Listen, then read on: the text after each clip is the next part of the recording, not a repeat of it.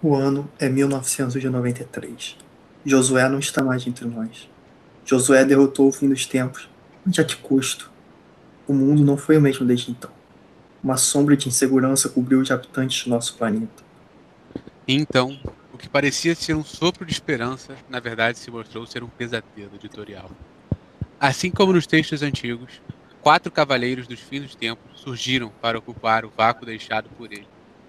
Eles são o clone, o mecha lunático, o espírito do Hitler kryptoniano e o Homem de Ferro.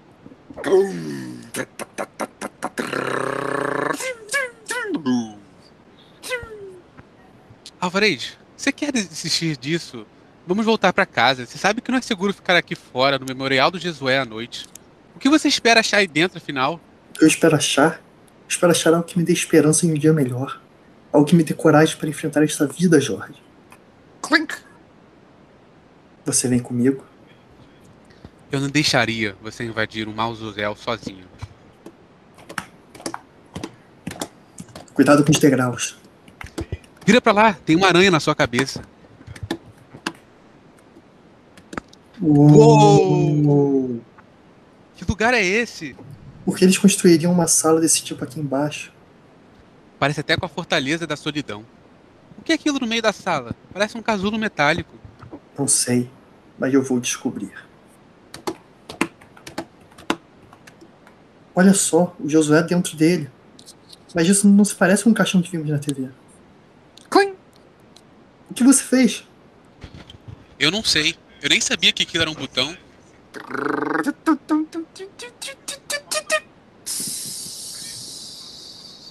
Josué? Chegaram os quadrinhos novos. E eu serei azul.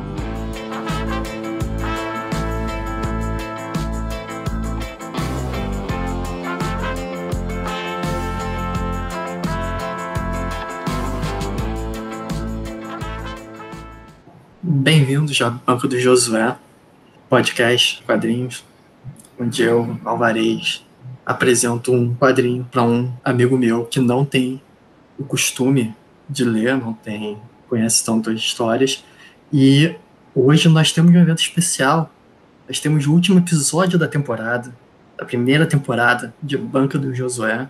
Então eu queria que aqui, meu companheiro que está comigo, se apresentasse e dissesse os agradecimentos a quem ele agradece por esse final de temporada, por essa temporada com altos e baixos que tivemos. Pô, então, eu sou o Jorge, queria agradecer por enquanto esse desempenho que a gente tem tido. Agradecer a ele que deu a ideia inicial, né, e eu concordei. E eu acho que foi uma ideia legal. Queria agradecer também a infraestrutura que eu tive para poder fazer isso, não foi fácil, e maturidade mental. Eu queria fazer o contrário de um agradecimento, mas sim talvez uma crítica ao nosso outro colega que nos abandonou logo depois do primeiro episódio, João Guilherme. E é isso. Só isso mesmo. E, diferente do que a intro do episódio possa mostrar, a gente não vai falar sobre DC. Nós fizemos nosso primeiro episódio sobre a DC, sobre a Marvel, desculpa. O nosso segundo episódio sobre a DC. Então eu achei que seria relevante assim para o nosso terceiro e último episódio da temporada falar da Image. Seria, talvez, eu não tenho os números aqui exatos, mas a maior editora de quadrinhos norte-americana atualmente. O que você sabe da Image, Jorge? Pô, então, é isso que eu ia te perguntar, cara. Eu ia te perguntar qual seria, tipo assim, a maior série deles, talvez, e qual seria a... Porque eu lembro que da outra vez você falou que tinha uma empresa muito grande que você achava que fosse maior que a Marvel, que ela era mais encarregada em distribuir, publicar quadrinhos do que criar, talvez, os próprios personagens, assim. Ele era mais publicador do que qualquer outra coisa. Eu acho que é isso. Eu acho que é essa daí, na real. Atualmente meio que é isso. A Image Comics ela surgiu no início para meados dos anos 90. E basicamente você estava nos Estados Unidos, estava tendo, nessa época, estava o mercado especulativo dos quadrinhos acontecendo. Foi... Exatamente, foi a bolha que estourou no final dos anos 90 e fez a Marvel declarar falência. Sério? Sério, A Marvel já faliu? já. Quantas Foi, vezes? foi nessa falência deles que eles venderam os direitos dos personagens pra Sony, Fox, Os e X-Men aí e do Homem-Aranha, principalmente, né? e São os do mais Quarteto famosos. Fantástico. Isso, é isso. Caralho, Exatamente. doideira. Mas foi só Então, ela que vendeu? Ou ela foi a mais afetada? Não sei. não, a Marvel foi afetada nesse nível, a DC ela conseguiu segurar um pouco melhor. Porque basicamente você teve nessa época é, alguém encontrou no porão dos pais um quadrinho da Action Comics número 1 e ele vendeu, leiloou por uma caralhada de dinheiro. E basicamente isso fez as pessoas olharem e pensarem, porra, eu posso ficar rico com isso. Todos os pais e colecionadores e tudo mais, eles começaram a comprar todo o quadrinho que saía, principalmente volumes juntos, de quadrinhos novos. E eles foram comprando, e as editoras estavam nadando em dinheiro, e toda hora eles cancelavam série e lançavam séries novas com os mesmos personagens para ter um volume 1 para vender mais. E só que isso não durou. Em algum momento as pessoas perceberam que isso não ia dar dinheiro e eles pararam de comprar, só que a infraestrutura toda da DC, da Marvel e tudo mais estava para vender milhões de quadrinhos. Então a bolha estourou, eles não tinham ninguém para comprar os milhões de quadrinhos que eles estavam imprimindo. Mas vem cá, rapidinho, só uma pergunta. Quando você diz que a Marvel vendeu esses direitos, principalmente do Homem-Aranha, Quarteto e Mutantes, eles continuavam publicando, né? Mas os Eles venderam lucros os direitos de imagem, tipo, de filme, né? Porque ainda Aham. existia quadrinho deles publicados pela Sim. Marvel, né? Ah, Sim. então, mas os direitos de imagem são só. Os direitos de Para filmes. cinematográficos, isso. Tá, beleza. Mas então, no início dos anos 90 ainda tava nesse boom, ainda tava com a galera comprando pra caralho.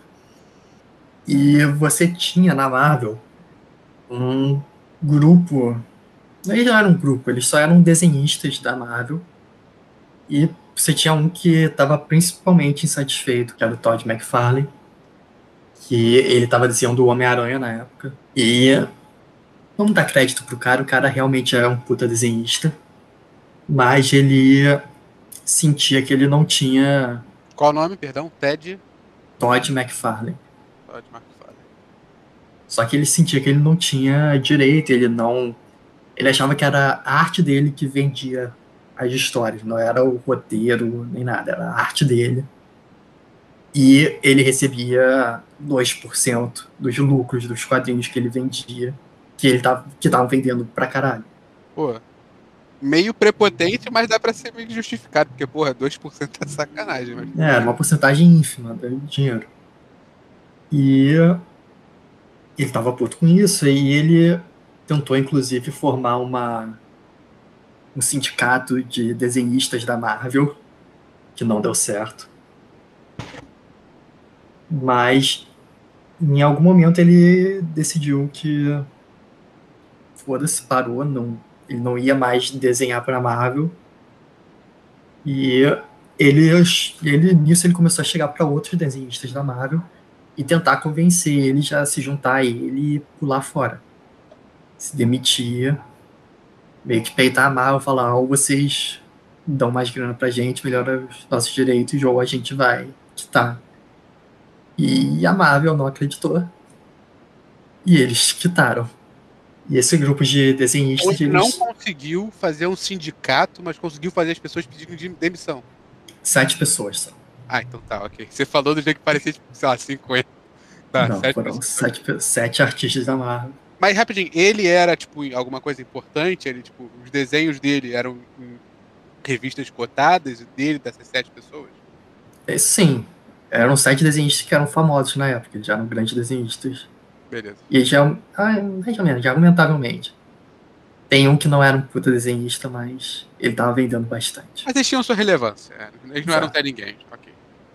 E eles saíram da Marvel e eles formaram a Image Comics.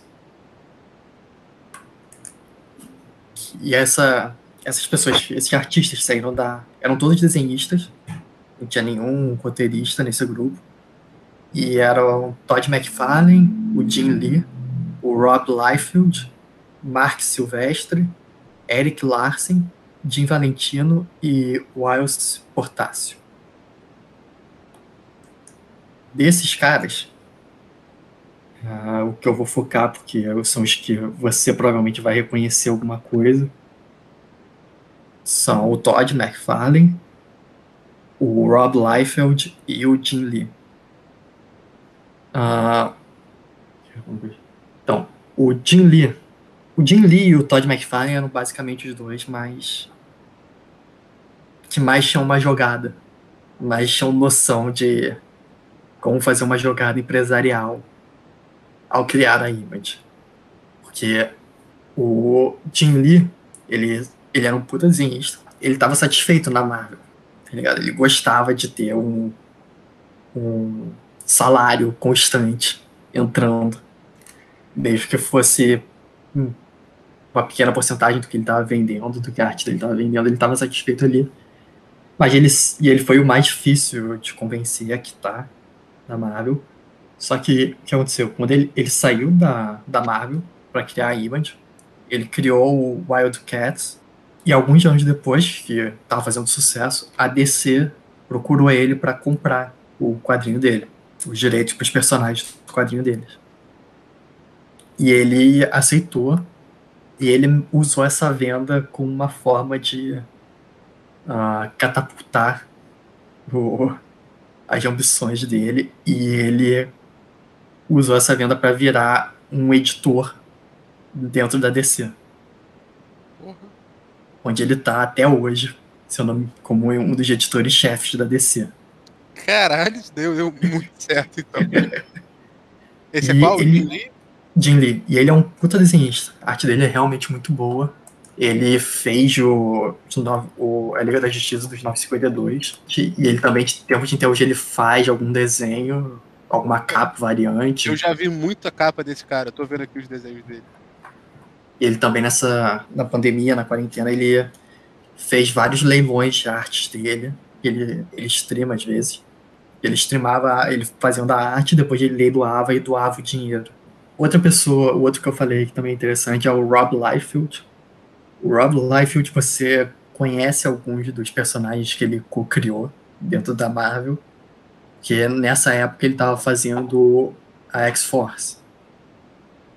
Então ele foi o co-criador do Cable, que é o filho do futuro do Scott Summer, e ele também co-criou o Deadpool.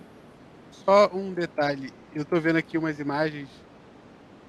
Ele é aquele artista que fez aquele Capitão América de lado todo estranho? Esse mesmo. Puta que pariu. Ele também fez uma coisa da Mulher Maravilha, não, uma mulher assim também, né? De lado estranho. É possível. Tá, pode ir. Ele tava no hype dele, ele criou o Cable, criou o Deadpool. E quando ele foi pra Image, ele basicamente parou de ganhar, sei lá, 2 a 4% de 1 milhão de quadrinhos vendidos mensalmente para ganhar 100% de 1 milhão de quadrinhos feitos mensalmente. E ele era o mais novo do grupo. 100%? Então ele... Exato. Então ele meio que deu... Calma. Então ele meio que deu uma pirada com isso. Ele comprava Ferraris, ele viajava direto, ele sempre atrasava os quadrinhos dele. Beleza, né? E o Todd McFarlane também, porque ele foi o primeiro, e ele, quando ele criou a Image, um pouco depois, ele criou a McFarlane Toys, que é a empresa dele que faz bonecos. E até hoje, essa empresa tá lá e eu acho que é o principal ganha-pão dele, atualmente. E ele faz boneco pra DC, ele faz boneco pra Marvel, ele faz boneco pra Image. Pô, isso deu bem. E, ele ganha uma grana com isso. Então, voltando pra Image. A Image, eles criaram a Image, eles surgiram, e a ideia da Image é que o seu quadrinho é seu. Então, 100% dos direitos do seu quadrinho, 100% dos lucros do seu quadrinho, eles vão pra você. Mas, rapidinho. Então ele tratava o artista como principal do...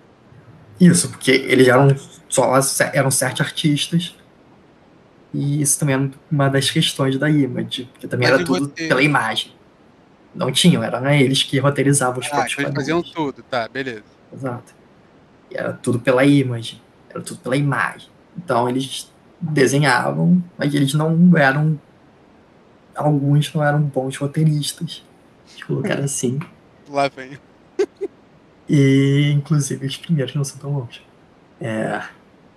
Bem, então, eles criaram isso e a ideia é que o personagem é 100% seu. E cada um deles, quando eles criaram a image, cada um deles criou uma história própria, um quadrinho próprio para vender. Só que você tem um problema que eles fizeram isso, mas logo no início também eles resolveram interconectar os universos deles. Só que aí, se o meu personagem aparece no seu quadrinho e eu tenho direito a 100% dos lucros do meu personagem, o lucro do seu quadrinho vai pra mim ou vai pra você? Aí que tá. Esse foi um dos problemas de ter um universo conectado com 100% do direito. E aí teve outros problemas depois. Depois de um tempo, o Neil Gaiman escreveu o Spawn, alguns volumes de Spawn. E ele criou uma personagem nesse relativamente famosa, a Angélica, que é uma personagem no universo de Spawn. Só que depois ele seguiu a vida. Em algum momento eles venderam a Angélica pra DC. Ângela. Pra DC? Angela. Pra Marvel, desculpa. Eles venderam ela pra Marvel. Inclusive, ela faz parte dos Guardiões da Galáxia. E só que aí começou uma briga, porque o Neil Gaiman inventou a personagem, mas o dinheiro foi pro Todd, porque era o Spawn e o Spawn era o quadrinho do Todd. Mas se você tem 5% de direito pelos personagens, e aí isso virou uma briga que chegou a nível judicial, que durou algum tempo. E quem venceu? Eu acho que o Gaiman venceu. Então, e aí a Image ela começou com isso, e ao longo dos anos a Image lançou vários quadrinhos que você com certeza conhece. Walking Dead, Spawn, Saga, Paper Girls, Kick-Ass, todos esses e muitos mais saíram pela Image. Então, tipo, a Image, ela deu certo. Ela deu certo pra caralho.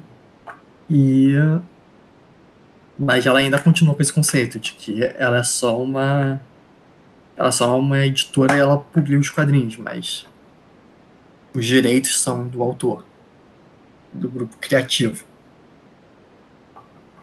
Então, muitos autores famosos escrevem para Image, quando vão fazer algo autoral, fazem pela Image, que a Image realmente vende pra caralho. E você tem muito mais liberdade. E então, eu acho que isso é um resumo do que é Image Comics. Beleza. E aí, nós vamos pro quadrinho falar hoje, que é Crononautas. É um bom nome. Parece assim. Se eu tivesse numa banca assim procurando um quadrinho que eu não conheço nada, eu acho que Crononautas seria talvez o nome maneiro. Então, a gente falar do quadrinho em si, falar um pouco dos autores. Crononautas, ele é escrito, roteirizado pelo Mark Millar. E você conhece o Mark Millar, apesar de você não saber. Por ele, né? Também. Não, é desenhado pelo Sean Murphy. Tá. Ah, tá escrito ali do lado. Então, o Mark Millar você conhece, com certeza, apesar de possivelmente não saber. Ele escreveu quadrinhos como Kick-Ass, Kingsman, O Procurado. Pera, o Procurado daquele mesmo filme, das balas que curvam? Esse mesmo. Nossa, eu não sabia que isso era um quadrinho também, não. Também é. Então, como você pode ver pelos nomes dos quadrinhos dele, você pode ver que ele costuma escrever coisas que viram filmes. Sim. E também, recentemente, ele assinou um contrato com a Netflix, no qual ele faria alguns quadrinhos que seriam publicados pela Netflix e depois potencialmente virariam filmes ou séries para Netflix. Ele já lançou uns 2 desses quadrinhos. O cara tá bem. E, como artista, você tem o Sean Murphy. O Sean Murphy também é um artista foda.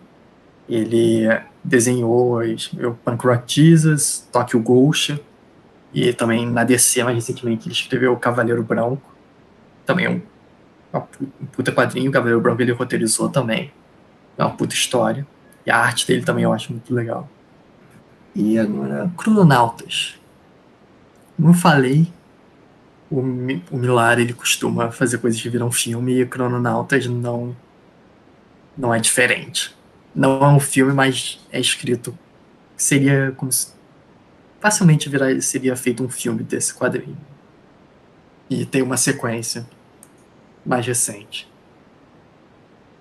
Esse quadrinho que a gente vai discutir hoje, ele é standalone ou faz parte de alguma série? Não, ele é sozinho. Beleza. É num próprio universo contido. E é tipo um quadrinho normal, assim, não é tipo aqueles quadrinhos livros também. Uma light novel? É, Não, um quadrinho normal. beleza. Então, Cronautas, ele é basicamente, ele é uma história de viagem no tempo. Na verdade, ele é sobre 3 coisas, Cronautas. E é em ordem de mais importante para menos importante. Ele é sobre você ter noção do que é importante na sua vida. Você priorizar o que é importante na sua vida. Segunda coisa, é sobre bros sendo bros, tá ligado? É sobre broderagem. Ah, broderagem boa é boa. E em terceiro é sobre viagem no tempo. Qual é a primeira? A primeira é sobre saber da importância pro que é relevante na vida. Puta, Saber as suas prioridades na vida. eu tô muito ansioso por esse quadrinho, bora. Então, o quadrinho. Terceira viagem no tempo. Que pariu. Ah, bora. Primeiro a gente começa num deserto no sul da Turquia. E você tem que parece ser um explorador e um cara que tá tentando vender alguma coisa com ele, ou tentando liderar ele. E ele tá levando esse explorador por entre umas cavernas de um templo, tá falando que é o templo mais antigo da humanidade. E parece que eles encontraram alguma coisa que não faz sentido lá dentro. E quando eles chegam numa sala dentro dessa caverna, eles encontram um jato. Mas ele foi pra lá por conta disso. A pessoa tava só. Isso, ele foi atrás desse, porque ele recebeu a notícia de que isso tinha sido encontrado. Beleza. E aí a gente faz uma transição pro Texas. Perfeito. Onde você vê que é um prédio grande e caro, parece ser militar, e você tem estacionados em primeiro plano nesse prédio, você tem uma moto e um carro esportivo, que já seta um pouco o tom do quadrinho. Não entendi como se seta um pouco o tom do quadrinho. E aí a gente vai pra dentro do um prédio. detalhe assim legal é que a placa do carro é Crono. Sim. Beleza. Também você vê que o carro e a moto estão parados na vaga que é reservada pro Dr. Corbin Quinn. E a gente vai conhecer o Dr. Corbin Quinn, que é, na verdade, o explorador que a gente viu na última cena. E ele, na verdade, não é um explorador, ele é um mega gênio cientista que está tentando inventar a viagem no tempo. E a gente também conhece o dono da moto, que é o mega gênio, amigo dele, Danny Riley. Ambos musculosos e bros. Eles conversam sobre a notícia, sobre ter encontrado o avião. E o Corbin ele fala sobre como é verídico, a datação do jato é verídica. E ele começa a falar mais sobre como eles estão terminando de fazer a máquina do tempo. O Corbin está terminando de fazer a máquina do tempo dele, que é um satélite, no momento, que está prestes a ser lançado.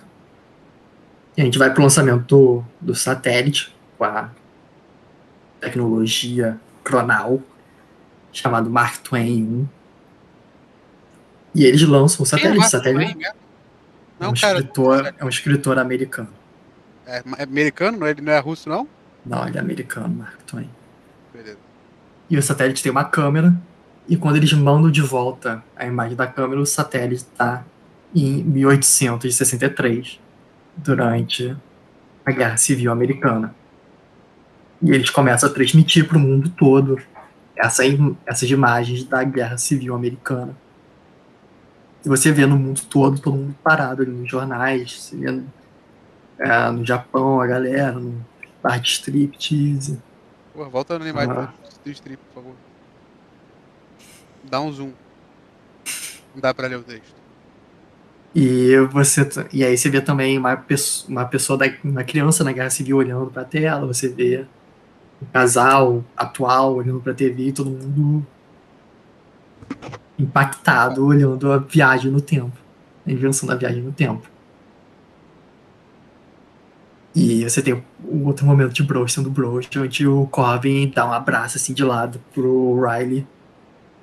E eles falam sobre como a primeira missão com humanos vai acontecer em 18 meses. E aí você também vê um outro casal onde você tem um cara perguntando pra Rachel por que ela não tá, se ela não quer ver a TV, esse momento histórico, ela fala que não tá interessada. Mais pra frente a gente vai ver o porquê que na verdade a Rachel ela é a ex-mulher do Corbin. E eles terminaram. É o cara que tá indo, né? Supostamente. É, o cara que inventou a viagem no tempo. O cientista. Isso. O dono do carro esportivo. Não, pera, mas ele é loiro ou ele é o outro? Não, ele é o de cabelo preto. Ah, tá. Senti. E ela é a ex-mulher do Corbin. E eles terminaram porque ele dedicava 100% do tempo dele pra desenvolver a viagem no tempo. E o relacionamento deles foi a merda. E a gente tem um time skip pra 18 meses depois. Quando eles estão anunciando, eles completaram os preparativos para a viagem no tempo e que em alguns momentos, em algumas horas, vai acontecer a primeira viagem com humanos.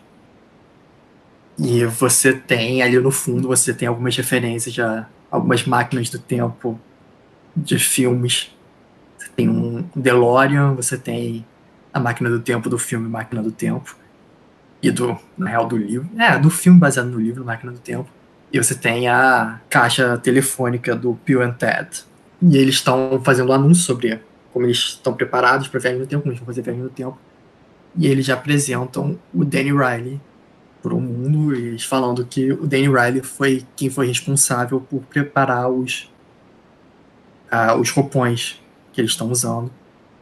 Porque ele é um cientista do MIT, mega foda, e que ele basicamente pegou toda a tecnologia que estava naquele satélite, que fez o satélite viajar no tempo, e ele colocou essa tecnologia num roupão que eles estão usando. Verídico. Tá? Por isso que eu digo, eles são dois bros mega musculosos, com uma motoca e um carro esportivo, que também são super gênios. Quem nunca, né? Quem nunca fez isso? E eles também falam sobre como essas roupas deles, essa máquina do tempo, são carregadas por baterias cronais. Tem que ter a palavra cronal em tudo. Que elas, uma vez carregadas, elas duram por 100 anos. E elas são ativadas quando você primeiro atravessa o portal. Tempo. E aí, depois disso, você não precisa mais de portal, você pode só usar a roupa. E viajar no tempo com isso. Aí a gente faz mais um pequeno time skip pro dia do lançamento. E o Corbin, ele olha pela primeira vez um relógio de bolso dele, que tem uma inscrição, que é do pai dele, dizendo para o Corbin que todos os seus sonhos se tornem realidade. Amor, pai. E o Corbin tá olhando meio sério para isso. Depois a gente vai... Aí à frente eles vão falar sobre como o pai do Corbin era um alcoólatra. Ele acabou morrendo por causa disso. E também o Corbin nunca teve tempo para ajudar o pai, tentar ajudar o pai a deixar a bebida, porque ele estava sempre trabalhando na máquina do tempo. Beleza, você segue, despedidas. E aí eles vão viajar no tempo. E primeiro vai o Corbin. Vai ser o primeiro a atravessar o portal e viajar no tempo. Ele vai. E tudo isso está sendo transmitido também. Eles estão no capacete que tem uma câmera que é transmitida ao vivo para a imprensa o que eles estão vendo. E ele atravessa o portal, só que dá alguma merda. Ele se perde no tempo. Eles não sabem o que fazer e tudo mais. E o Danny Riley sai correndo para tentar ir atrás do amigo dele, tentar salvar o cara, só que ele é parado pelo segurança. E então eles vão olhando essa marca. Isso, eles têm um sistema de rastreamento nas roupas deles. E eles seguem o sinal e eles descobrem que ele foi parar em Samarca em 1504. Então é um pouco estabelecido um pouco antes, mais ou menos, mais pra frente é mais falado. Mas a forma como a viagem no tempo funciona nesse universo é que o universo é linear. Então, se você volta no tempo, você muda alguma coisa, se voltar pro presente, as pessoas vão ter assumido que aquilo sempre aconteceu daquele jeito. Beleza. Então, eles têm uma fala mais pra frente que eles falam, mesmo que ele tenha mudado alguma coisa, a gente não saberia, porque pra gente isso seria o normal. O que ele mudou seria o normal. Show. Mas então eles decidem mandar o Riley atrás dele, pra trazer ele de volta. Então eles energizam tudo, ativam o portal, e o Riley atravessa o portal pra Samarca em 1504. E quando ele chega lá, tem uma nuvem de flash vindo contra ele. Uma delas já acerta a perna dele. E ele vê vindo na direção dele um exército mongol, a cavalo, cheio de espada, machado, lança, arco e flecha.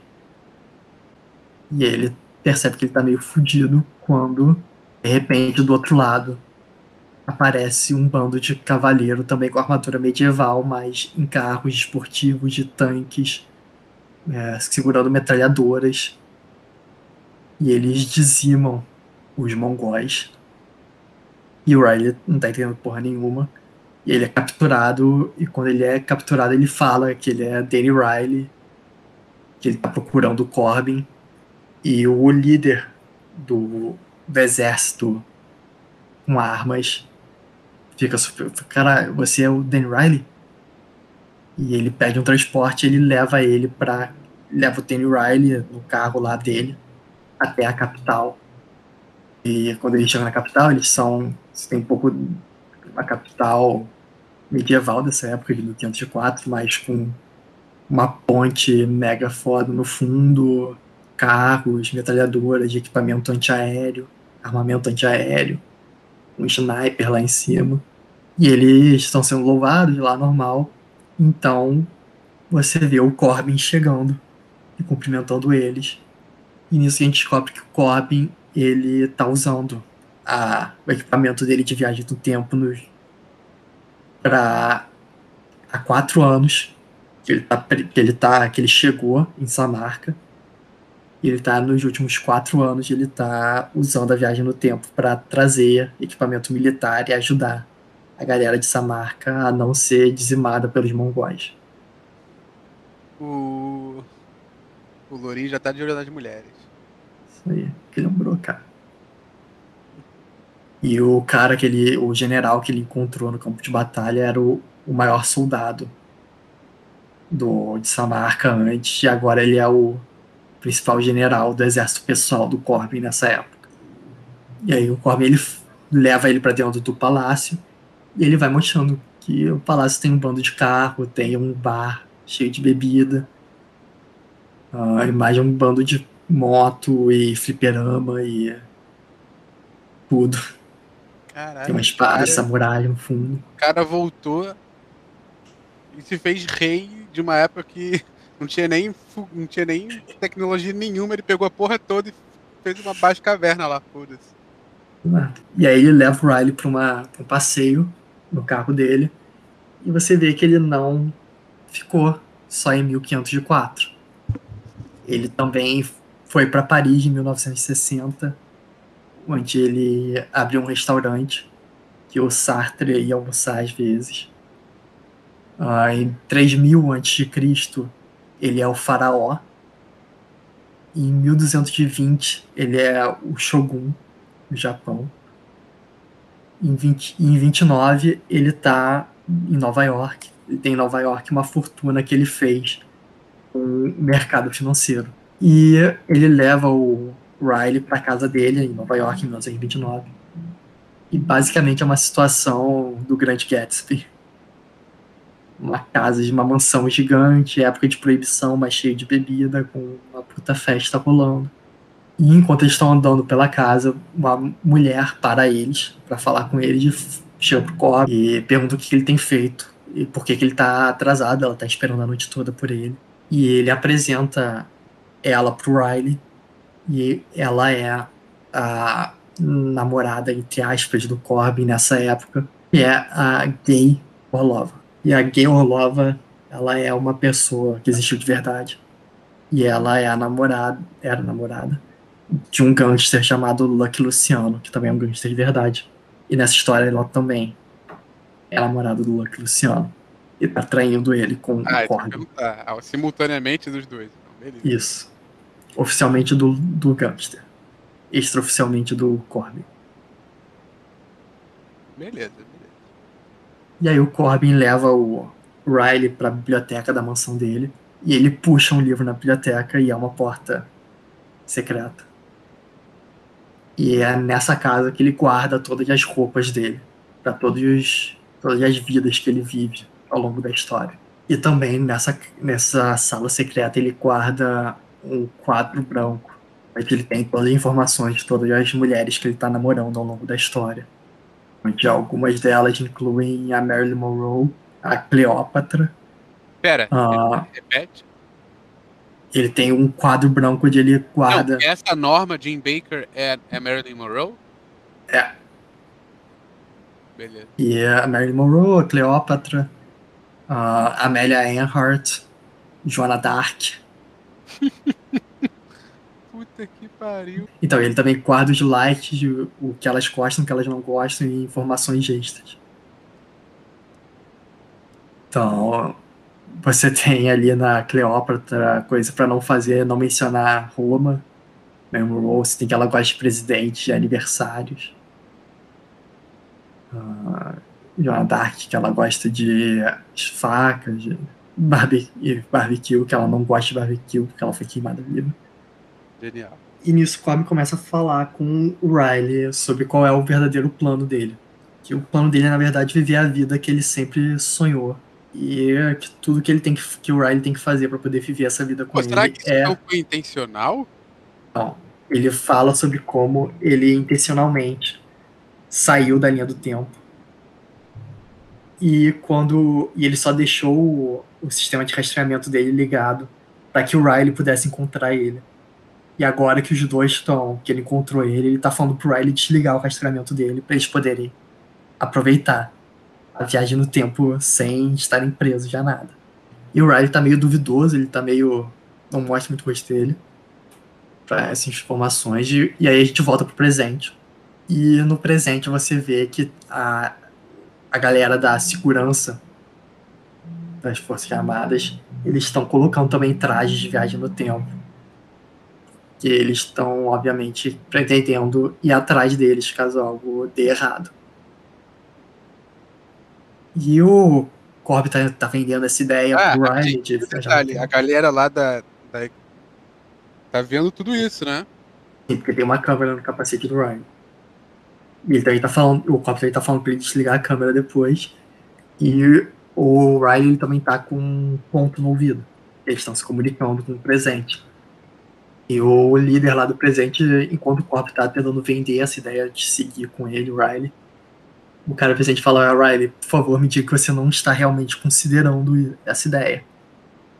E aí o Riley, ele olha com uma cara séria, ele fala: ele tá certo, cara.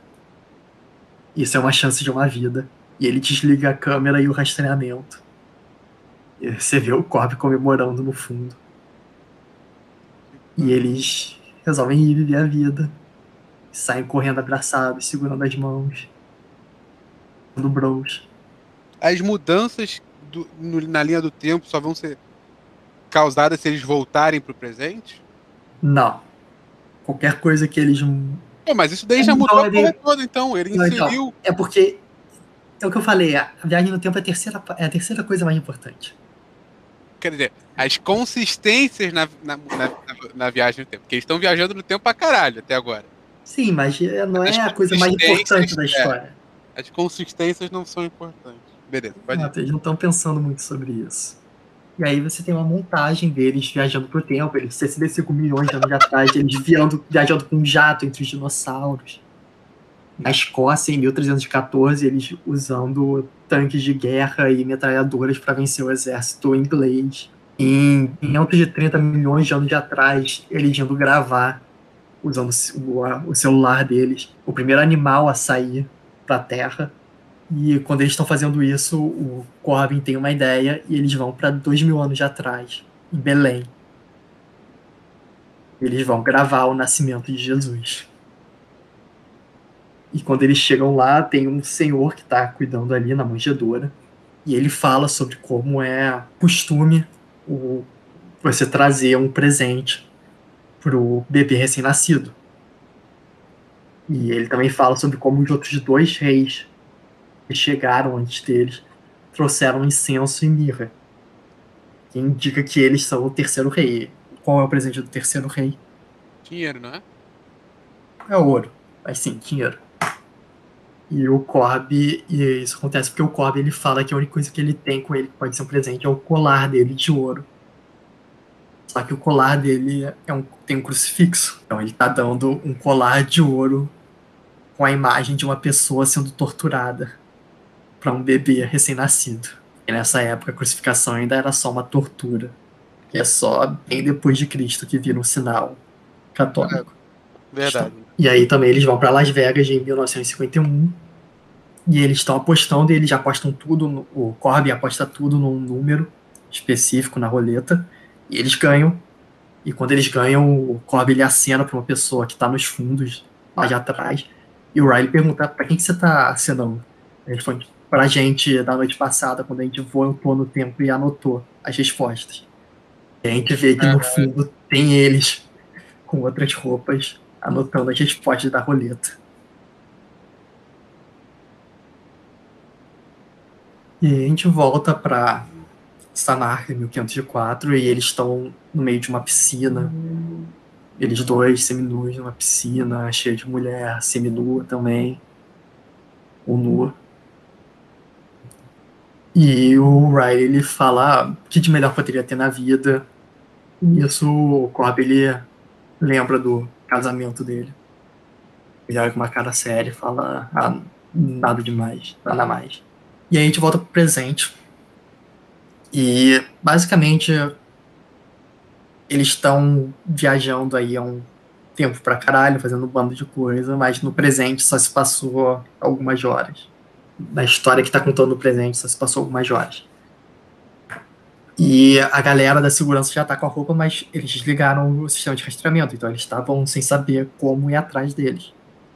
E uma das cientistas, ela percebe que as baterias, elas deixam um rastro. Porque em nenhum momento na história você teve esse nível de tecnologia. Então eles conseguem rastrear essas baterias de onde elas estão. E é assim que eles vão mandar a galera da segurança atrás deles para pegar o equipamento de volta. E fazer eles pararem de fuder com o tempo. Caralho, eles vão levar a porra toda. Para um Hammerzinho fodão. E aí, em 1986, você tem o Riley. Ele tá indo pra ir num show e ele fala. Ele manda um dos membros da banda ir embora e ele fala que é o Morrissey.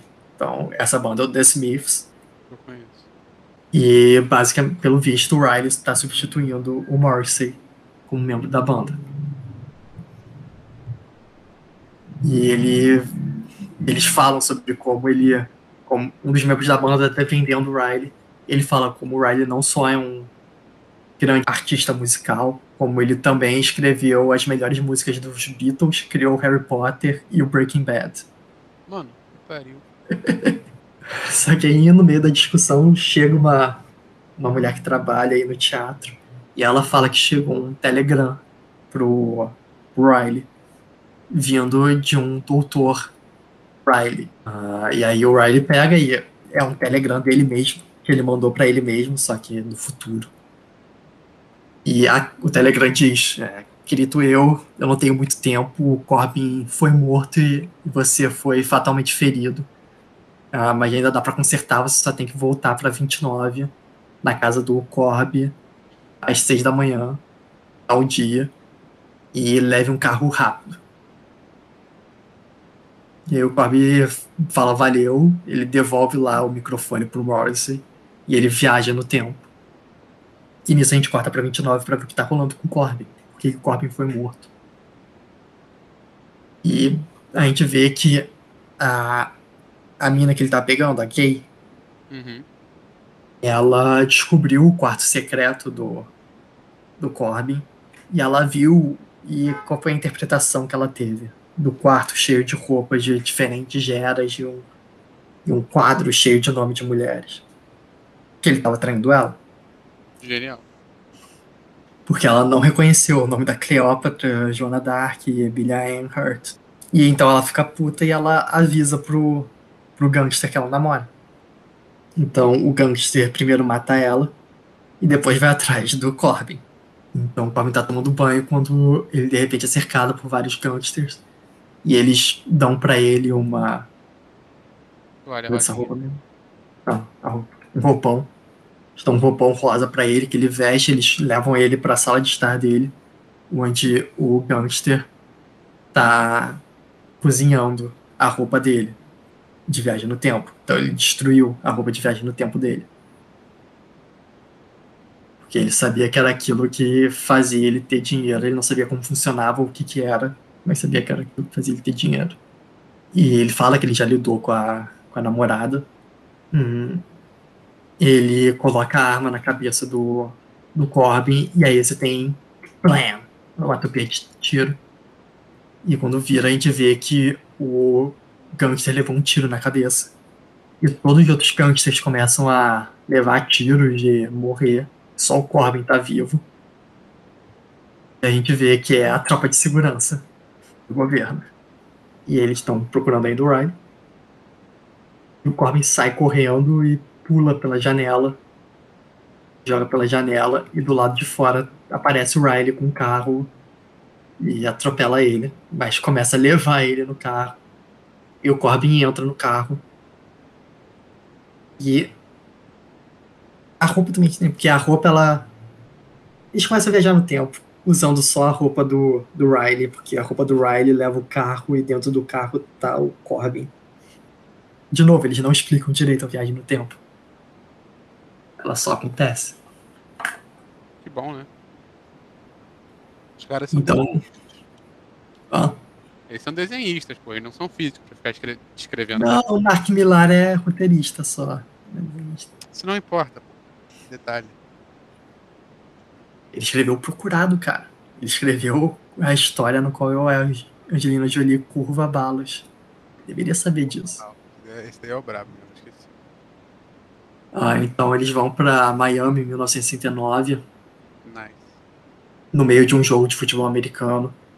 E eles falam que é o Super Bowl. E os cara militar só chegam e começam a meter bala e matam a maior parte dos jogadores. Maior foda-se. E aí eles pulam de novo no tempo e vão pra Londres em 1895, onde também eles só vão atrás deles e saem atirando, matando gente. Eles vão pra Roma em 203 depois de Cristo. No meio de uma dessas corridas que eu esqueci o nome, LOL. Isso, e eles também continuam atirando e matando todo mundo, menos o Corbin e o Riley. E depois disso, ele corta um dos caras e ele acaba lançando o cara pra 1943. Eles vão pra 1943 no meio de uma batalha da Segunda Guerra Mundial. E um dos caras da segurança, ele pula de um carro pro outro, ele pula pro capô do carro que tá o Riley e o Corbin. E enquanto ele tá em cima do carro, o Riley eles pulam para Dallas em 1963, no meio de uma passeata de um presidente. Quando eles fazem isso, o carro do presidente faz uma curva para desviar deles e o cara leva um tiro de sniper na cabeça que tá em cima do capô deles. Puta que pariu. Ou seja, eles impediram o assassinato de JFK. Crap. E aí eles estão na Grande Muralha em 212 a.C. E o Corbin pergunta pro Riley onde é que quando eles estão. Não é a questão de onde eles estão, é a questão de quando eles estão. E o Riley fala que eles estão no 212 a.C. e o Corbin fala que eles têm que vazar daí, então. E o Riley pergunta por quê, e o Corbin responde que eles só terminaram a muralha 6 anos depois. Caralho, os caras estão fazendo mó merda, moleque. Eles chegam no final da muralha e eles pulam no tempo de novo, dessa vez pro Grand Canyon, em 1452. E eles estão no ar, eles estão saindo do ar a uma altura do caralho. E você consegue ver o corpo do cara que tava no capô deles voando para fora e caindo no meio do Grand Canyon enquanto eles estão fugindo no carro. E eles vão para 65 milhões de anos antes de Cristo.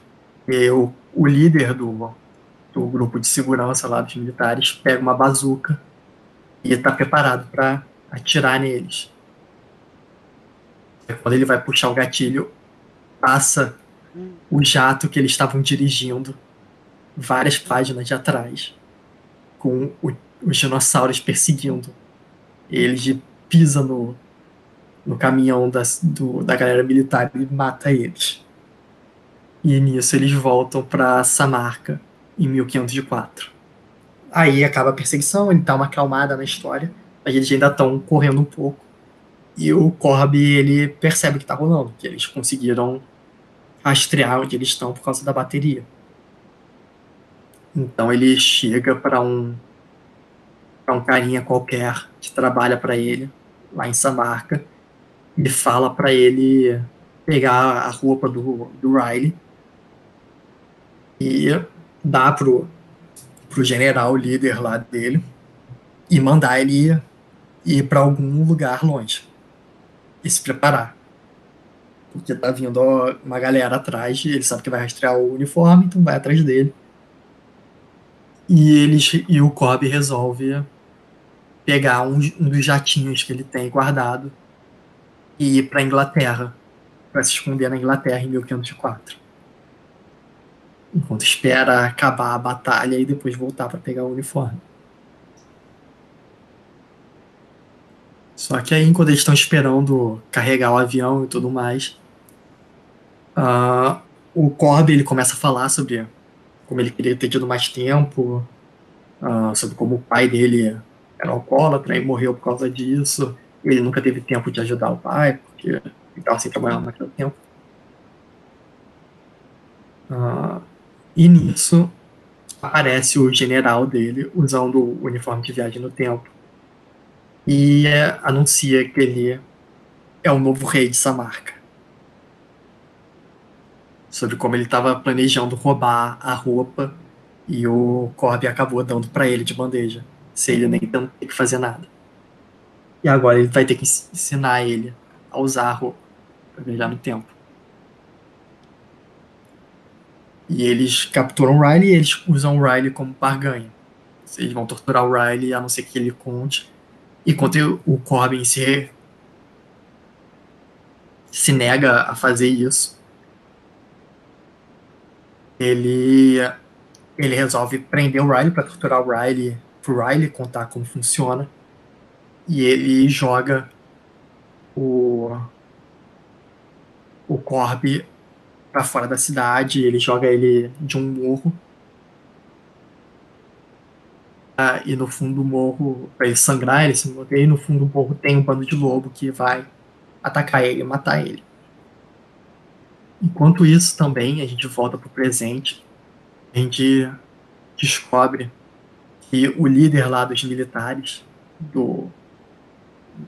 da força militar que estava viajando no tempo atrás dele, ele sobreviveu ao ataque dos dinossauros.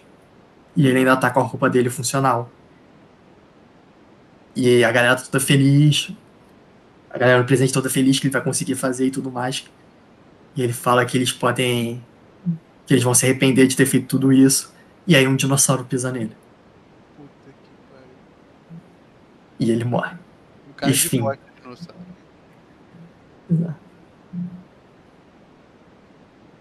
Caralho, viado, nada dando certo nessa porra de desenho.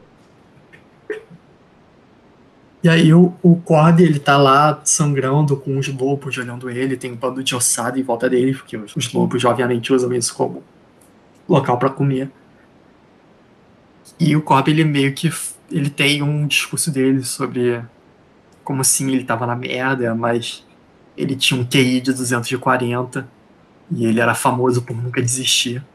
E eles nunca deviam ter achado que ele ia morrer tão fácil, como eles disseram pra ele que viagem no tempo era impossível e então ele gastou os próximos 10 anos da vida dele provando que era possível e como não ia ser alguns cachorros que iam impedir ele de alcançar o sonho dele.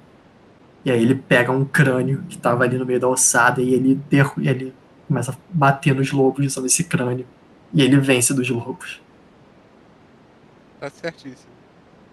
Mas de qualquer jeito ele tá preso em 1504 sem com um amigo dele preso, sem um traje de viagem no tempo. E ele bola um plano. E a gente vê ele primeiro atravessando a Índia, depois ele ir no Paquistão, até que ele chega na Europa. E então ele entra num navio no Oceano Atlântico. Um navio espanhol. E eles estão. E ele vai contando. Ele tem uma conversa com a galera do navio sobre como ele vai ajudar um amigo dele. E tipo, isso demorou 18 meses pra ele fazer toda essa viagem. E aí os caras falam pra ele, mas, pô, você saiu há 18 meses, você não acha que a esse ponto eles já não mataram o seu amigo? E ele responde, pô, sim, provavelmente. Mas tem uma coisa que até se eu conseguir, nem mesmo a morte vai ser um problema. E a gente vê ele atravessando o deserto americano, até que ele finalmente encontra. Ele começa a falar na cabeça, começa a falar um monólogo na cabeça dele sobre como as baterias dos trajes duram 100 anos. E se ele tiver feito a conta dele correta, ainda tem 46 anos de sobra. Aí ele encontra o corpo daquele cara que estava no capô do carro deles, que levou o tiro que era para ser pro JFK. Pô, mas aquele cara foi em 1400, sei lá, 52. E Aí ele ele tá estava em 504. E ele simplesmente achou o cara no deserto. Exato. Foda-se, pô, beleza, o cara tá certo. Tá existente. Eu falei, cara, ele é foda. O Corby e o Riley são as pessoas mais fodas do mundo. Não tem discussão. E aí ele usa esse traje de viagem no tempo e a gente vê ele indo para 812 depois de Cristo na Noruega, eu pegando um bando de vikings, ele em 431 a.C. em Esparta, recrutando também exército de Esparta. Ele na França, durante a Primeira Guerra Mundial, recrutando o exército em Roma, 225 a.C. E na China, em 202 a.C., onde ele é o imperador. A fala dele. O imperador de vocês precisa de mais uma luta final. Puta que pariu. E a gente vê o exército dele feito de espartanos, de vikings, de chineses. Ele essa porra toda e foda-se também, né? Exato. É o que eu falei. As leis da viagem no tempo não são importantes aqui. Perfeito. E então, ele vai pro exato momento em que ele foi jogado para fora da cidade para ser morto, para ser comido pelos lobos. E ele aparece com o exército dele, de vikings, romanos, chineses, japoneses, franceses, todos com metralhadoras de shotguns, de lanças, de espadas. E começa a guerra mais foda possível. Puta que o O que você vê nessa imagem? Eu não sei nem o que descrever, eu vejo muita coisa bizarra acontecendo ao mesmo tempo. Escreva para os nossos ouvintes. Então, nós estamos vendo assim um lugar que parece ser meio antigo, né? Meio Essa medieval, marca. essa marca. Nós conseguimos ver vários e vários carros off-road atacando esse lugar. Além disso, nós vemos alguns carros esportivos.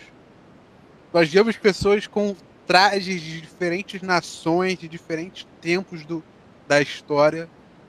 Nós vemos cavalos de guerra junto de tanques, E helicópteros. espadachins, helicópteros, jatos, bombas simplesmente gigantescas, cara. Que visão. Que visão. Vocês têm que procurar essa imagem depois. E isso dos dois lados, porque o Corbin, quando estava como imperador de Samarca, ele também tinha levado um bando de equipamento para eles. Exato. Mas o Corbin acaba conseguindo vencer, o exército dele acaba conseguindo vencer. E a gente vê o chefe lá do exército de Samarca levando o Riley para uma sala, e é uma sala mega fortificada. E ele fala: se você tentar entrar aqui antes de você conseguir atravessar as paredes, eu vou matar o Riley. Então o Corbin fala: Riley, se abaixa. E aí ele viaja no tempo. Quando eles olham para trás, um jato de guerra moderno atirando com a metralhadora e destruindo a parede e matando todo mundo que tá lá dentro, menos o Riley, que se jogou no chão. Mata o cara e destrói a roupa de viagem no tempo. E você tem esse momento deles sorrindo um pro outro. Brother demais, mano. Muito brother. E aí você tem o pós-guerra, você tem ali um soldado romano com uma shotgun terminando um cara que parece ser da Primeira Guerra Mundial. Uns destroços de jatos de guerra. Um avião da Primeira Guerra, seguido de um helicóptero. Foda-se, um tanque. Cara, what the fuck? Um tanque dirigido por samurais. Samurais ou sei lá, não. Samurais Não, samurais são japoneses, daí são chineses. Não, esses são japoneses, porque o Riley ele fala ali nesse meu balão. Tem uma gangue de samurais andando num tanque. Foda-se, viado. Foda-se. E também. Nesse caso, Deus é ele. Mas uma outra coisa que eu esqueci de comentar, mas também é interessante, você vê que no início da história tinha o jato que estava no meio do templo. E outras notícias que eles mencionam ali também é sobre uma coleção de carros esportivos no fundo de um templo maia. Então você percebe que aquelas coisas que estavam no início da história eram culpa deles.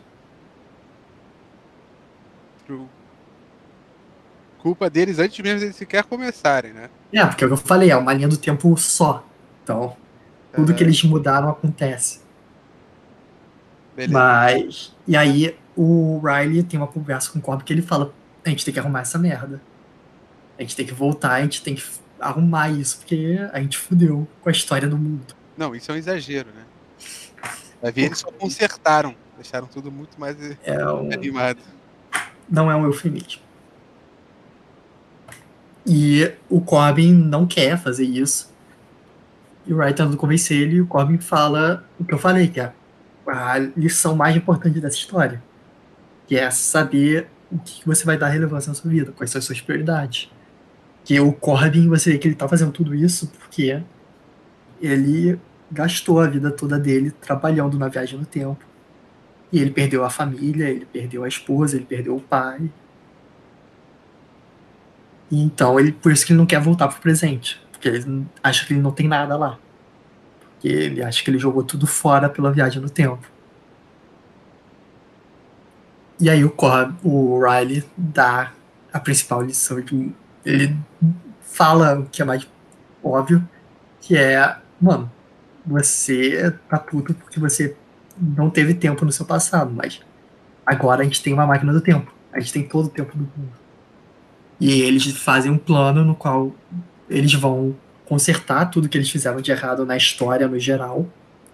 E eles também vão usar o traje de viagem no tempo para que o Corbin possa, além de estar criando a viagem no tempo, ele agora ir viajando para todos os encontros com a esposa dele, que ele não foi, que ele perdeu, todos os aniversários com a esposa dele que ele perdeu.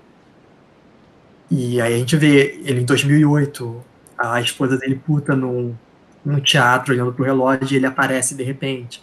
Ele em 2009, ela chegando no meio da chuva e ele abre a porta e tem um jantar pronto à luz de velas dele. E ele sem sem camisa. Só sem com calça aventalzinho. também. Só com de avental. avental. A Faltou gente só vê ter ele um desenho ali de um pouco de relevo ali. sombreado. Né? Exato. E aí a gente tem em 2010 ele fazendo um piquenique, ele tomando banho com a esposa, eles cozinhando e se divertindo. E a gente vê também ele indo até a casa do pai. E a gente percebe ainda mais como isso foi feito para ser um filme, porque o pai dele, obviamente, é o Kurt Russell. Nossa, é É verdade. interpretado pelo Kurt Russell. E ele fala, eu tenho... O pai dele pergunta o que ele tá fazendo ali, ele fala, pô, eu sei que hoje é só a noite do AAA, e eu vim aqui pra te levar, pra estar com você. E aí o pai abraça ele e mostra um pouco da casa do pai dele, que é interessante, porque na casa do pai dele tem várias fotos do Corbin, e tem vários recortes de jornais mencionando o Corbin. Só que, se você olhar aqui na direita, atrás da escada, tem duas notícias que são um pouco diferentes. Você tem uma delas que o título é Crononautas, em breve nos cinemas, mostrando que a ideia dele já é fazer um filme com isso. E a outra mais embaixo que tem escrito Crononautas ganha o Eisner. Eisner é o quê? O Eisner é o Oscar dos quadrinhos. Tá. Ele ganhou? Não. Putz. Mas estamos querendo. E você vê que ele tá... E ele fala também que ele vai levar o pai toda semana pro A. E aí você vê que ele conseguiu consertar, tudo mais. E aí você vai para as Américas de 1492 e você tem o Riley usando a roupa de viagem no tempo e o Corbin interno, e eles estão conversando e o Corbin tá falando como o pai dele tá sóbrio há 4 anos e como também ele usou a viagem no tempo para voltar para quando ele tinha 6 anos de passar cola para ele mesmo numa prova. E o Riley e eles estão aí porque o Riley foi gravar a chegada de Colombo na América. Colombo era italiano? Sim. E aí eles voltam pro presente. Só que é um novo presente. Então, quando eles chegam, Eles voltam eles voltam como heróis. Tem a galera na prisão abraçando guarda de comemorando. A galera no meio do nada também comemorando. Não, isso daí não parece no meio do nada. Isso daí parece. Eu não sei que lugar é esse. Não sei que lugar é esse. Parece algum lugar na Ásia. Não. É um lugar que tá com água. Tá vendo que tem reflexo ali, ó? Sim. Eu acho que é Indonésia, alguma coisa do gênero. Pode ser. E o Corbin, ele... Pode voltar rapidinho, por favor? Os caras perguntaram o que aconteceu com a sua... A roupa de viagem no tempo do roupa Corbin. de viagem. Ele, nada demais. Anomalia espaço-tempo. A pessoa que antes era a chefe de pesquisa, sei lá, que era uma mulher, agora é um cara nerdão, sei lá, estranho. É uma pessoa diferente, tá ligado? Não, eu acho que é só outra pessoa, porque ela aparece no próximo. Ignora o que eu falei. E aí você vê o Riley perguntando quem são os presidentes em cada ano pra ver se eles não mudaram nada no tempo. LOL, e realmente consertaram a porra toda. What the fuck? Como é que eles consertaram isso tudo? Caralho, vai tomar. Não importa, eles resolveram com o poder da amizade deles, cara. Caralho. E aí a gente mostra que o Corbin, ele tá com a esposa ainda. E eles tiveram um filho. A Nenê, que tá ali vestida de urso rosa. E ele começa a chorar, porque quer dizer que ele realmente conseguiu salvar o casamento dele. E aparece também o pai dele, também tá vivo, ele também conseguiu ajudar o pai. E eles se abraçam. E no início da história, eu não falei porque é meio foda-se, mas o Riley, ele meio que começou um lance com uma repórter. Sim. Que é essa mulher. E aí quando ele volta agora pro presente, ele chega pra ela, e um grupo de 3 crianças já aparece correndo na direção dela e abraçam ela e começam a falar, mamãe. E ela fala e quando ele dá em cima dela, ela fala sobre como o marido dela não ia gostar disso. E aí chega um pouco mais pra fora e a gente percebe que o marido dela é o chefe da segurança, que tava caçando eles. Meu Deus. O Riley não entende nada e o Corp fala que deve ter sido algum efeito borboleta. E aí, uma das crianças, uma das filhas do chefe de segurança e da repórter que ele, antes de viajar no tempo, dá um soco no saco do Riley. E fim. Pô, mano, esse daí foi de longe o melhor que a gente já viu, hein? Não, mas realmente, eu realmente gostei. Apesar dele ter umas, tipo assim, ele não seguir as regras do próprio universo que ele criou, né? Mas, tipo, meio que foda-se, isso daí é mais entretenimento. Exato. Pô, muito bom, cara. Esse livro é uma sessão da tarde, cara. Cara, true. Verdade isso aí. Cara, essa história, apesar de ser muito doida, foi maneira. Essa história, apesar de ser muito doida, foi realmente maneira. Sim, Cronauta ele é Ele que bom. não virou filme. Ainda, se pá, vire. Se pá, virou. Exato. E saiu recentemente a sequência, acho que foi ano passado que saiu. Dessa Não, ano história passado, aí, dessa mesma ano passado história, saiu o presente. mas você já viu? Não. Por isso que a gente não vai falar sobre. Justo. Pô, mano, essa daí é muito boa, eu curti, hein? Cronauta é isso, não é profundo, não é inteligente. É brother sendo brother. E o que você achou da arte? Pô, mano, a arte, assim, no geral, tipo assim, que obviamente tem alguns lugares que eles passam mais tempo desenhando a arte, né? Uma arte mais É. especial, tipo essa da capa. No geral, assim, sem ser aquelas artes que demandam mais, que eles obviamente eles fazem com mais cuidado, a arte é boa. Mas nessas artes que eles fazem com mais cuidado, eu achei todas muito dessas aí que eles fazem com muito cuidado, eu achei todas muito boas. Porém, algumas eu acho que eles põem muita sombra, tá ligado? Por exemplo, eu acho que teve uma que era daquele cara que servia o maluco lá em 1504. Era uma arte dele de lado e tinha muita sombra nele. Tipo, a arte em si era muito boa, só que eu acho que talvez tivesse um pouco de sombra demais e tal. Mas assim, o desenho em geral foi bom. Então, eu O gostei. Murphy ele tem uma arte que é bem característica dele. Bem estilizada, você vê que é dele. Acho que é muito boa. Pô, então, Sim. galera, o resumo desse aqui eu acho que foi bem maneiro. Eu acho que se vocês tiverem tempo livre e interesse, definitivamente vale a pena dar uma lida nesse aqui. Eu realmente quero ler o 2, só que talvez o Alvarez queira deixar para Se uma outra passa, pá. sessão. Mas, pô, eu achei esse aqui bem legal, dos outros dois, dos três quadrinhos que a gente já viu. Esse eu acho que foi o mais divertido. Divertido não, mas assim, maneiro e tal. E é isso. Você tem mais alguma coisa a falar? Sim. O preço de capa dele é um pouco caro.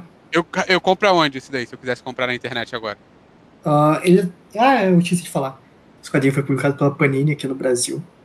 Esse quadrinho ele tem umas 120 páginas e o preço de capa dele pela Panini são uns R$ 50. É um pouco caro. É. Eu aproveitei a falência da Saraiva e comprei por R$ 8. Que? Quando você comprou isso? Ano passado, retrasado. Caralho, R$ 8. Tava discutindo. Por quanto será que eles compraram isso? Não muito. Pô, mas com certeza não foi por R$ 8. Cara, porque como funciona aqui no Brasil é que as editoras elas imprimem os quadrinhos, elas mandam para as livrarias. E aí as livrarias pagam com o lucro. Então, uma parte do dinheiro que eles recebem. Então, esse que foi o grande problema da crise editorial e da falência da Saraiva. Foi que a Saraiva faliu, só que eles estavam no estoque deles cheio de livros que tinham sido dados para eles nesse esquema, que era normal. As editoras mandam para as livrarias, a livraria vende, só quando ela vende que ela paga de volta, que ela paga para eles. Só que a Saraiva, ela faliu e ela começou a segurar o estoque. Aí as editoras estavam pedindo para elas mandarem de volta os livros, que não ia mais vender, só que a Saraiva falou foda-se, ela segurou os estoques. E aí ela começou a fazer promoção. E como ela estava em recuperação judicial, todo o dinheiro que elas faziam ficava para ela pagar os credores depois. Então ela não estava pagando as editoras os lucros que ela estava fazendo com os quadrinhos e outros livros. Caralho, que filho da puta, mano. Eles jogaram com o jogo e deu certo, né? Porém, filhas da puta. Pô, galera, então, esse daí foi o episódio de hoje. Espero que vocês tenham gostado, porque esse foi o que eu mais gostei, provavelmente. Se vocês tiverem gostado, deem o like. Se vocês não forem inscritos, se inscrevam novamente. E é isso, tá ligado? Segue aí o podcast, se você tiver numa plataforma de podcast. Valeu, Valeu. É isso. tchau. Esperem a segunda temporada.